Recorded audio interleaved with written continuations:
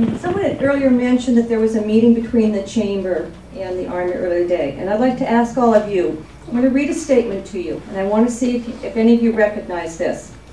The annual local impact of operations and maintenance expenditures could range between $1 million and $5 million. The purchasing and contracting specialists at Fort Carson are preparing seminars for local business persons to prepare them to compete effectively for federal contracts. Have any of you heard that? Okay, that was in a letter that my father received from Major General John Hudacek on June 9th, 1981. Sound familiar? We get a lot of statements that more use of the maneuver site or expansion of the maneuver site is going to be good for the economy down here. I think we've heard those comments before. I think we've also heard, how many of you remember a meeting in August 2008 when Assistant Secretary of the Army Easton was here? And he said, the Army some time ago was less than forthcoming in what they were going to do with the existing Pinyon Canyon and how they were going to acquire it. That was not done on any of our watches. I don't know what was said. We promised not to take the land. This is all on record. We're willing to commit to what we say. Part of the problem we had dealing with what happened in the early 80s is I don't know what promises were made. I can't find any paper to show anything that was promised on the part of it. I don't know what was there, but what we are doing here, I will tell you something. I will write it on a piece of paper. I also have a letter that my father received in 1981 that said there would not be any live fire ever used at the Pinyon Canyon Maneuver Site and that they were not going to ever expand. There was no plans then or in the future to ever expand.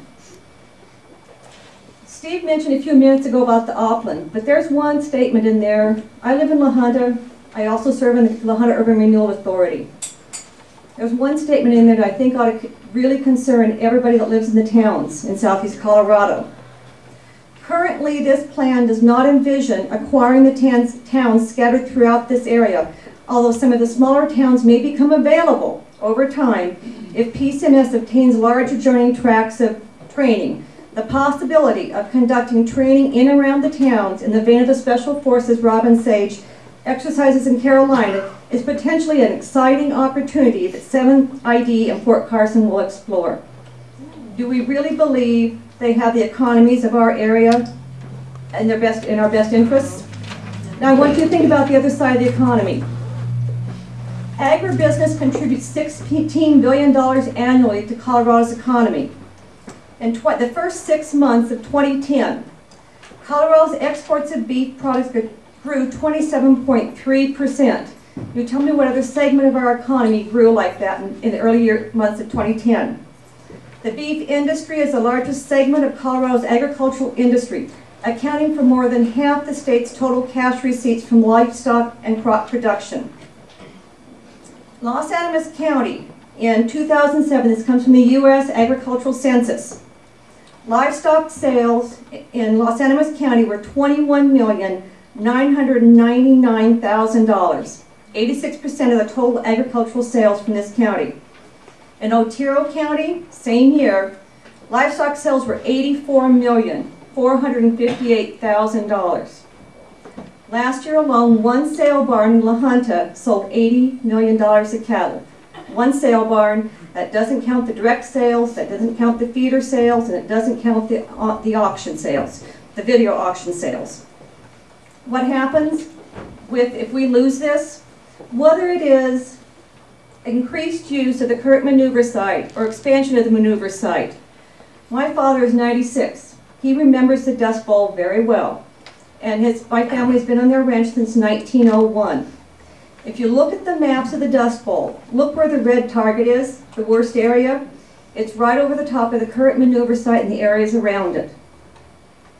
In 1935, experts estimate that 850 million tons of topsoil was blown off the southern plains during the course of the year. In one dust storm in 1934, 6,000 tons of dust from the southern plains was dumped on Chicago. By the time that same storm reached New York City, it was 1,800 miles wide and the dust weighed 350 million tons.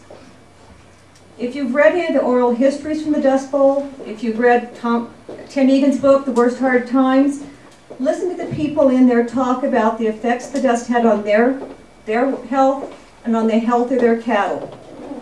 There were thousands of cattle that became ill, dust pneumonia, that did not survive that. Increased dust, increased training, whether it's on the current maneuver site or around it, will affect a very big part of our economy. It's cattle. Thank you.